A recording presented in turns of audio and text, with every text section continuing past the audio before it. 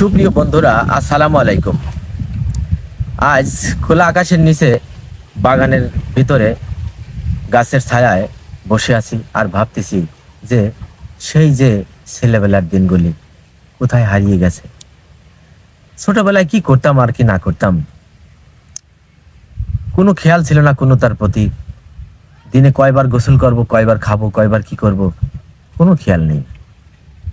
তো যাই হোক, সুপ্রিয় বন্ধুরা, ছোটবেলায় একসময় গান করতাম। গান খুবই ভালো জিনিস আমার কাছে মনে হয়। আর গান হলো আত্মার খোরাক। আর সেই গান যদি শুনতে চান তো অবশ্যই আমার সুখের পায়রা নামে একটা পেজ আছে, সেই পেজে আপনারা ঘুরে আসতে পারেন। যদি ভালো লাগে অবশ্যই ফলো দিয়ে পাশে থাকবেন।